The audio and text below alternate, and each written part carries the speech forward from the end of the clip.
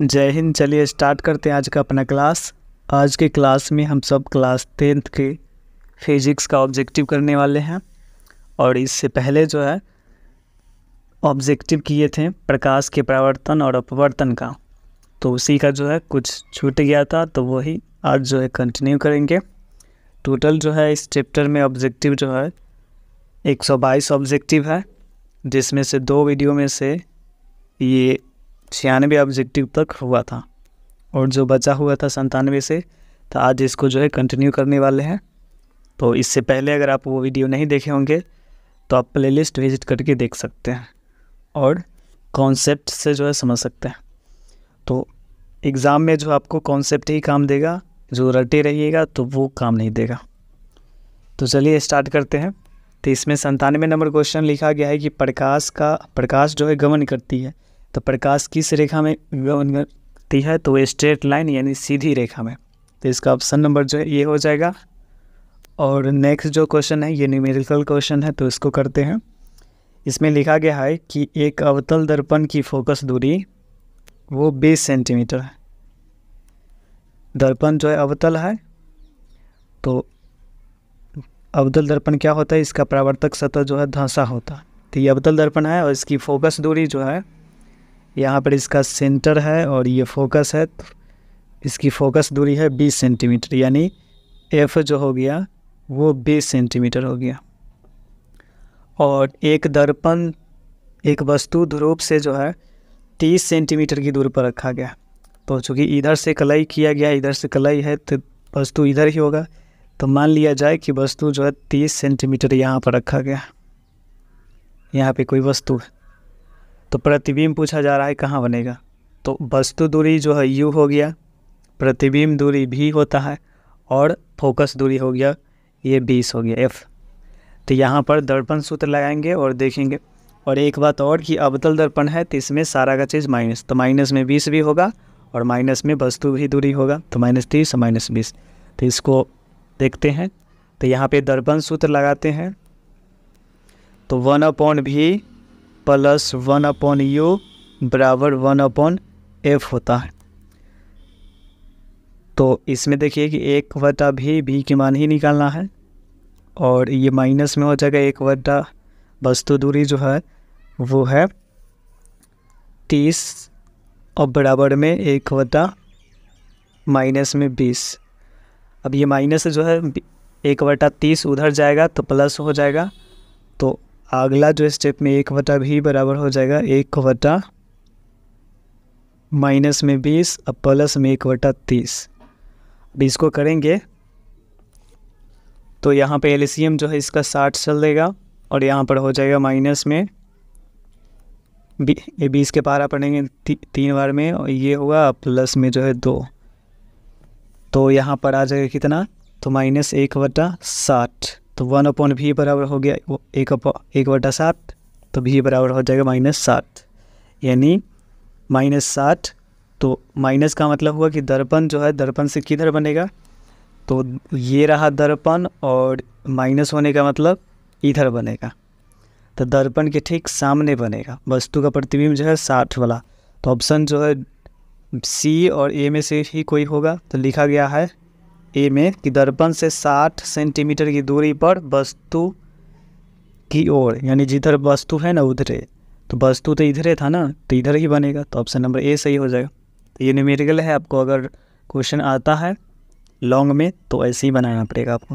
और सेम वही क्वेश्चन जो है यहाँ पर 99 नंबर है, यहाँ पर है अवतल दर्पण के सामने 30 सेंटीमीटर की दूरी पर है, तो माइनस में हो गया 30 सेंटीमीटर ये यू के मान, और इसका प्रतिबिंब जो है पीछे बन रहा है 40 सेंटीमीटर दर्पण के पीछे, तो भी हो गया 40। दर्पण के पीछे बन रहा है इसलिए प्लस रखेंगे, तो फोकस निकालना है, तो वही आप जो है एफ निकालना है। तो यहाँ पर दर्पण सूत्र जो है लगा लीजिएगा तो आपको पता चल जाएगा आंसर इसका। तो नेक्स्ट जो है 100 नंबर क्वेश्चन की एक गोलीय दर्पण की वक्रता त्रिज्या दिया गया है 20 सेंटीमीटर और इसकी फोकस दूरी निकाला। तो फोकस दूरी एफ बराबर क्या होता है? r/2। तो r के मान है 20 है और बटा में 2, तो इससे हो जाएगा 10। तो एफ हो जाएगा कितना? 10 सेंटीमीटर। अब यहाँ पर अगर गोलीय दर्पण कहा गया है तो प्लस माइनस जो है 10 होगा। अगर उत्तल होता ना तो प्लस में हो जाता, और अवतल होता तो माइनस में हो जाता, लेकिन यहाँ पर दर्पण का जिक्र नहीं है तो इसमें से देख लीजिए 10 ही होगा। हालांकि इसमें ऑप्शन में होना चाहिए प्लस माइनस करके। नेक्स्ट है क्वेश्चन कि जिस वस्तु से प्रकाश जो है निकलता है उसको क्या बोलते हैं। जिस वस्तु से प्रकाश निकलेगी उसको क्या बोलेंगे, तो उसको बोलेंगे प्रकाश स्रोत। और नेक्स्ट क्वेश्चन है कि प्रकाश की किरणों के समूह को क्या बोलते हैं, तो बीम कहा जाता है, किरण पुंज। प्रकाश की किरणों का पथ दर्शाने वाले चित्र रेखाओं को क्या कहा जाता है, तो किरण आरेख कहा जाता है। आवर्धन का इस मात्रक आपको बताना है, तो आवर्धन देखिए कि प्रतिबिंब की ऊंचाई और वस्तु की ऊंचाई के अनुपात को, उसको मैग्नीफिकेशन बोलते हैं, तो -v/u होता है दर्पण के लिए। तो वस्तु दूरी भी अगर मान लीजिए कि 10 सेंटीमीटर है, प्रतिबिंब भी 10 है या फिर 5 ही है, तो यहाँ पर सेंटीमीटर से सेंटीमीटर कट जाएगा, तो इसका कोई मात्रक नहीं होगा। तो इनमें से कोई नहीं, आवर्धन का कोई मात्रक नहीं होता, वो याद रखना पड़ेगा, ये मात्रक विहीन है। क्यों, हम कारण बता दिए। नेक्स्ट है कि उत्तल दर्पण के सामने एक वस्तु को रखा गया है और जिसकी प्रतिबिंब की प्रकृति होगा। तो उत्तल दर्पण हमेशा वस्तु का जो है बनाता है प्रतिबिंब आभासी या काल्पनिक, और काल्पनिक प्रतिबिंब आपको पता होगा कि ये सीधा बनता है, तो काल्पनिक होगा, तो आंसर जो है काल्पनिक हो जाएगा। अगर वही अवतल होता ना तो अब काल्पनिक और वास्तविक दोनों हो जाता।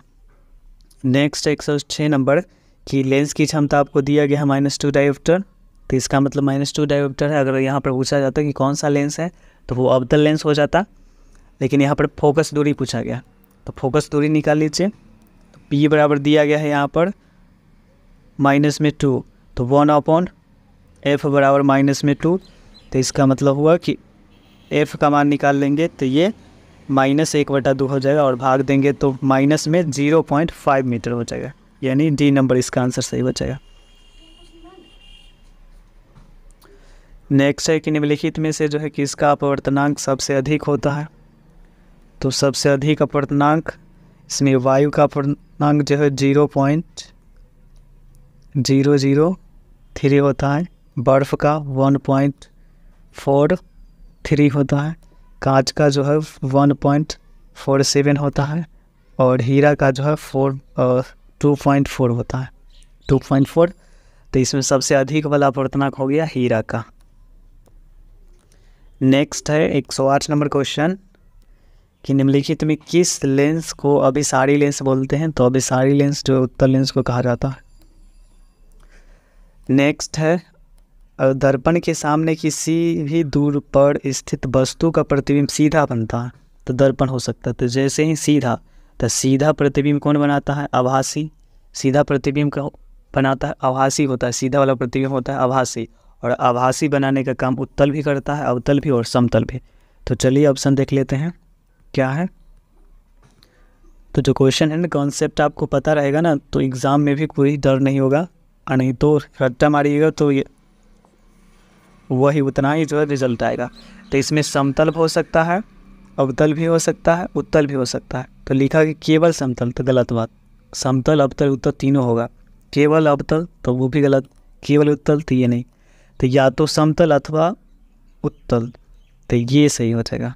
हालांकि इसमें अवतल उत्तल तीनों रहता तो वो भी सही होता, लेकिन यही होगा। नेक्स्ट जो क्वेश्चन है वो लिखा गया है कि निम्नलिखित में किस माध्यम में प्रकाश की चाल सबसे अधिक होती है। तो प्रकाश की चाल सबसे अधिक किस में होगी, तो जिसका अपवर्तनांक कम होगा, और अपवर्तनांक कम निर्वात का होता है। तो इसमें निर्वात में प्रकाश की चाल जो है 3 × 10⁸ मीटर पर सेकेंड होता है, मतलब साधारण सी भाषा में 3 लाख किलोमीटर पर सेकेंड होती है। नेक्स्ट है कि तैलीय कागज़ जो है होता है, तो तेल लगा हुआ कागज जो है पारभाषक होता है, उससे जो है प्रकाश आर पार धुंधला धुंधला दिखाई देता है। और समतल दर्पण की फोकस दूरी होती है, तो समतल दर्पण जो है और इसकी फोकस दूरी अनंत होती है, अनंत हो जाएगा। नेक्स्ट है कि अवतल दर्पण के सामने वस्तु को कहाँ रखा जाए ताकि प्रतिबिंब उल्टा, वास्तविक और समान आकार का बने। तो 6 स्थिति होता है अवतल दर्पण के लिए, तो उसी में जो है कहाँ रखा जाए दर्पण को कि उल्टा बने, वास्तविक और समान आकार का। तो आप इसके लिए आपको रखना पड़ेगा वक्रता केंद्र पे, तो ही समान आकार का बनेगा। नेक्स्ट है कि उत्तल दर्पण से बना काल्पनिक प्रतिबिंब होता है।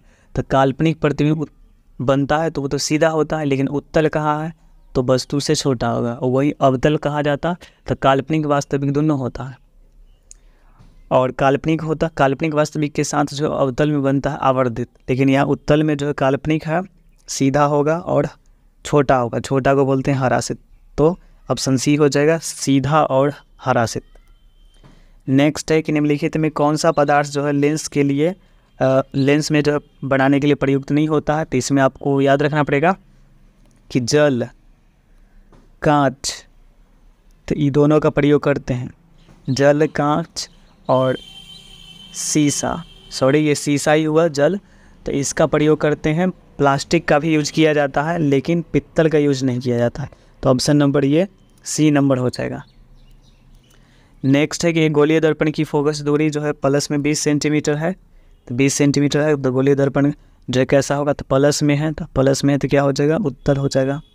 माइनस होता तो अवतल हो जाता। तालाब का जल जो है कम गहरा दिखने का कारण है तो प्रकाश का अपवर्तन। और चूँकि आपके क्लास में 10th में जो है प्रकाश का परावर्तन अपवर्तन है, ये दोनों के दोनों जो है 12th क्लास में, तो इसमें तो ऑप्शन होता भी नहीं। नेक्स्ट है कि अवतल दर्पण की फोकस दूरी तो ऋणात्मक होती है, उत्तल का धनात्मक होती है। उसके बाद है किसी अवतल दर्पण की फोकस दूरी f और उसकी वक्रता त्रिज्या r में क्या संबंध है, तो f बराबर r/2 होता है या फिर r बराबर 2f होता है। तो देख लीजिए r बराबर 2f या f बराबर r/2, तो ऑप्शन नंबर बी हो जाएगा। नेक्स्ट है कि एक पारदर्शक गोलीय जो कवच की बाहरी त्रिज्या 20 सेंटीमीटर और भीतरी त्रिज्या इतना है, तो त्रिज्या आपतित प्रकाश के लिए यह कैसा व्यवहार करेगा। तो इसमें देखिए कि गोलीय है और गोलीय कवच से बाहरी दिया गया है 20 और भीतर का जो है वो है 20 से कम, तो इसका मतलब हुआ ये उत्तल होगा या अवतल होगा, या प्रिज्म की भांति काम करेगा। तो यहाँ पर ये देखना है, जैसे ये अवतल लेंस हुआ तो इसमें बाहर की त्रिज्या जो है ज़्यादा और अंदर वाला त्रिज्या कम होगा, तो ये अवतल की तरह काम करेगा, तो ये अवतल हो जाएगा। नेक्स्ट है सेकेंड लास्ट क्वेश्चन कि उत्तल दर्पण में प्रतिबिंब क्या होता है। उत्तल दर्पण पूछा है तो प्रतिबिंब आभासी होता है। और प्रकाशिक माध्यम कितने प्रकार के होते हैं, तो 2 प्रकार, सघन माध्यम और विरला माध्यम। तो ये रहा टोटल 122 क्वेश्चन। ये टोटल इसमें जो 3 वीडियो लगा है, अगर आप नहीं देखे होंगे तो वो देख सकते हैं। तो ये सारा ऑब्जेक्टिव हम करा चुके हैं और ये कराने के बाद आपको बता रहे हैं कि ये ऑब्जेक्टिव तो ठीक है लेकिन इसका कॉन्सेप्ट जो है आपको पता होगा, थ्योरी पढ़े होंगे तो एग्ज़ाम में क्वेश्चन को अच्छे तरीके से कर सकते हैं। और नहीं भी किए होंगे तो हम समझाने का प्रयास किए हैं। अब फिर से अगर रिपीट कर लेंगे वीडियो को तो और अच्छा से समझ में आएगा। तो मिलते हैं नेक्स्ट वीडियो में, तब तक के लिए जय हिंद।